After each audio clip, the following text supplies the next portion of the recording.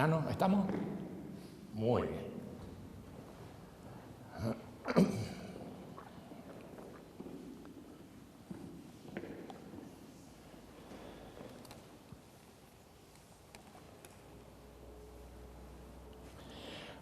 Hoy vamos a dirigirnos especialmente a los mensajeros que están reunidos en distintos parques del mundo. Nuestros comentarios se habrán de referir a las características más generales del mensaje. Comenzaremos por considerar los antecedentes del mensaje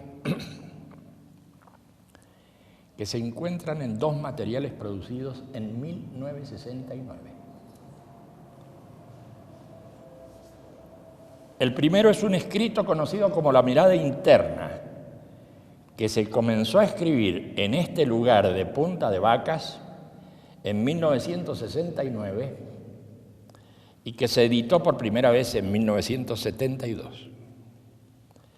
El segundo antecedente es un discurso, una alocución, conocida como la arenga de la curación del sufrimiento, y que fue dada el 4 de mayo de 1969 en este mismo lugar.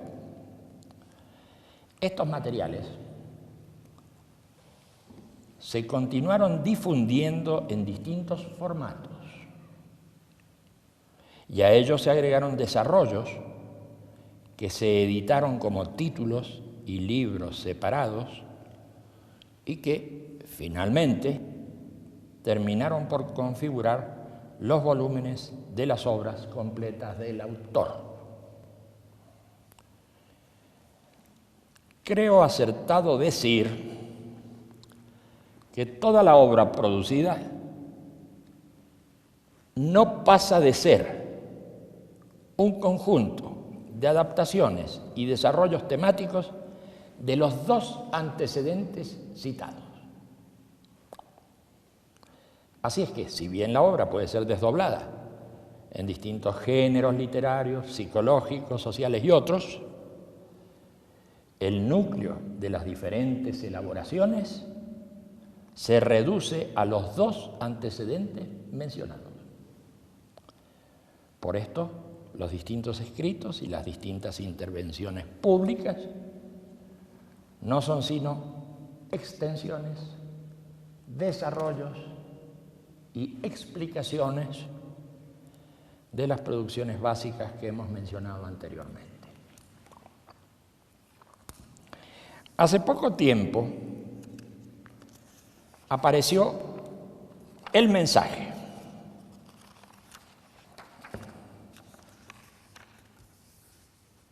Plasmado por primera vez en un volumen publicado en julio de 2002 bajo el título de El mensaje de Silo.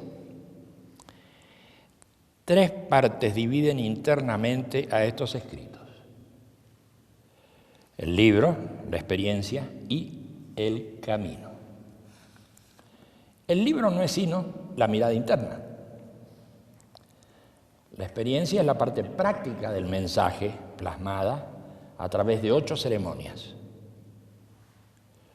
Finalmente, el camino es un conjunto de reflexiones y sugerencias. Aquí podría terminar la consideración en torno al mensaje y sus antecedentes. Sin embargo, quisiera extenderme brevemente sobre algunos tópicos que, desprendiéndose de la arenga de la curación del sufrimiento, han servido de referencia y han permitido el desarrollo de temas individual y socialmente importantes, como lo referido a las distinciones entre dolor y sufrimiento. En la arenga, el conocimiento más importante para la vida está referido a la comprensión del sufrimiento y la superación del mismo sufrimiento. Lo importante es distinguir entre el dolor físico y el sufrimiento mental. Se sufre por 3 vías: la de la percepción, la del recuerdo, la de la imaginación. El sufrimiento delata el estado de violencia, violencia que está conectada al temor.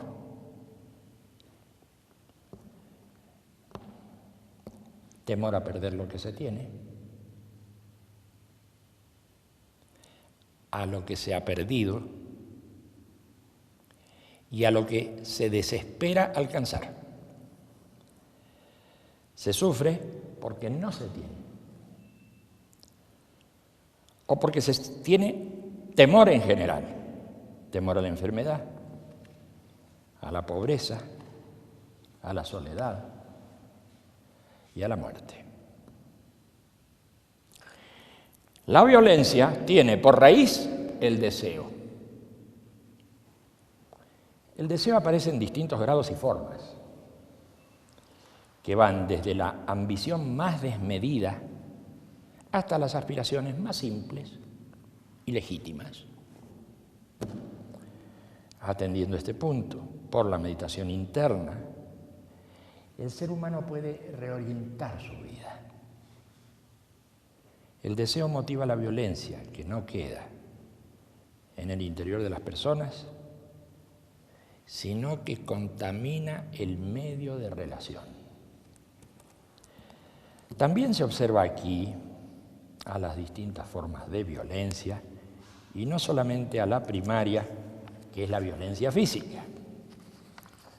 Desde luego están además las formas de violencia económica, racial, religiosa, sexual, psicológica, moral y otras más o menos embozadas o disimuladas. Y otras más o menos embozadas o disimuladas. La violencia en el hombre, movida por ese tipo de deseos, no queda solamente como enfermedad en su conciencia, sino que actúa sobre el mundo de los otros hombres, se ejercita con el resto de la gente. No creas que hablo de violencia refiriéndome solamente al hecho armado de la guerra. Es de violencia física. Hay una violencia económica. La violencia económica es aquella que te hace explotar a otro.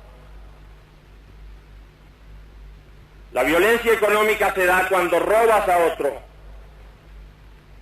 cuando ya no eres hermano del otro, sino que eres ave de rapiña para tu hermano. Hay además una violencia racial. ¿Crees que no ejercitas la violencia cuando persigues a otro que es de una raza diferente a la tuya? ¿Crees que no ejerces violencia cuando lo difamas por ser de una raza diferente a la tuya? Hay una violencia religiosa. ¿Crees que no ejercitas la violencia cuando no das trabajo, o le cierras las puertas, o despides a alguien por no ser de tu propia religión? ¿Crees que no es violencia religiosa cercar a aquel que no comulga con tus principios por medio de la difamación? Cercarlo en su familia, cercarlo entre su gente querida, porque no comulga con tu religión. Hay otras formas de violencia, que son las formas impuestas por la moral filistea. Tú quieres imponer una forma de vida a otros. Tú debes imponer la vocación al otro. Pero ¿quién te ha dicho a ti que eres un ejemplo que debe seguirse? ¿Quién te ha dicho que puedes imponer una forma de vida porque a ti te place? ¿Dónde está el molde? ¿Y dónde está el tipo para que tú lo impongas? He ahí otra forma de violencia.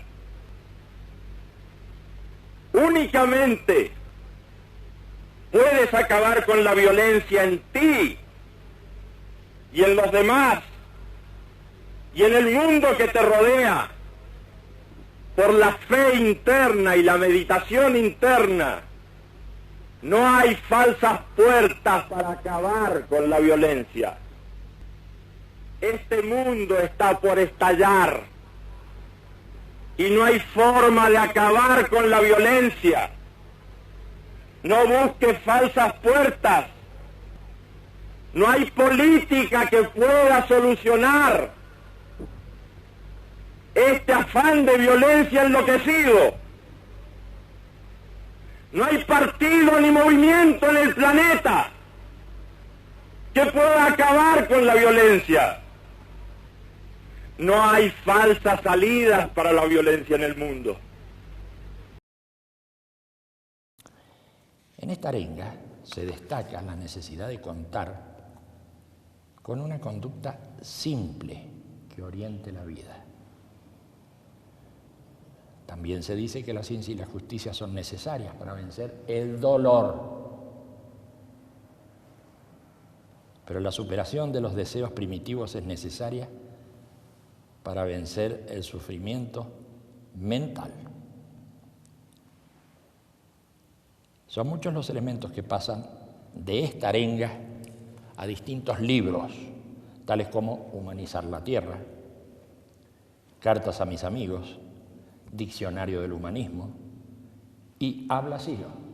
Y también a exposiciones como La acción válida, El sentido de la vida, Humanismo y Nuevo Mundo, La crisis de la civilización y el humanismo, ¿Qué entendemos hoy por humanismo universalista?, etcétera.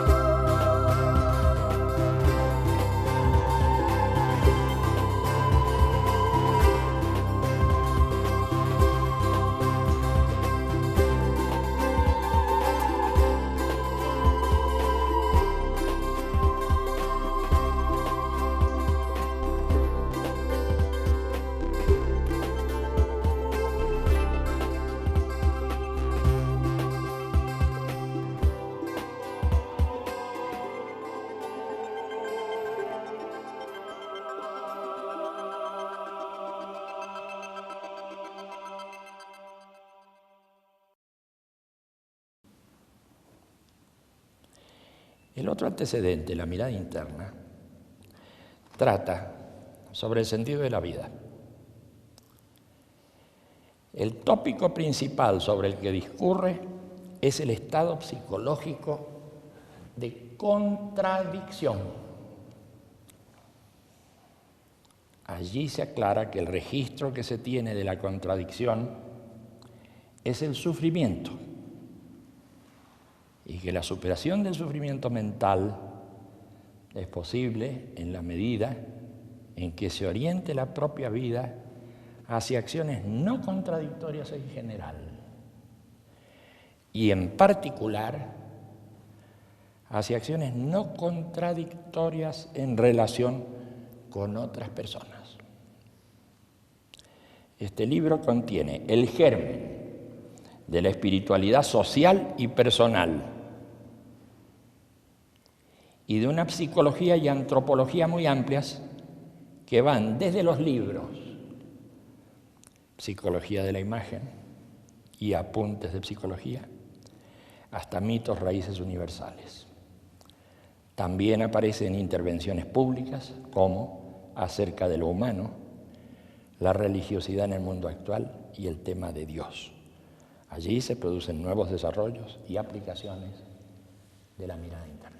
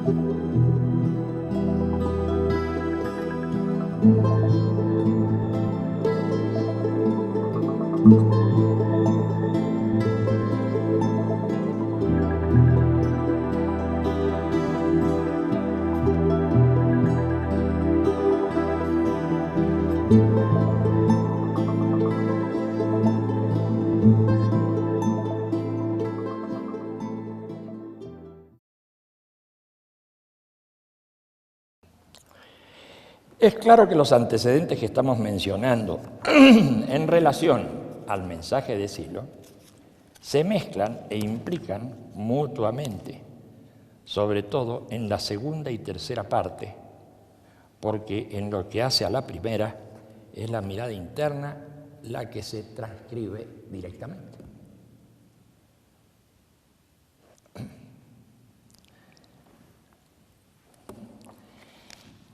En obras literarias como las experiencias guiadas o en cuentos aparecen estas transcripciones, estas traducciones.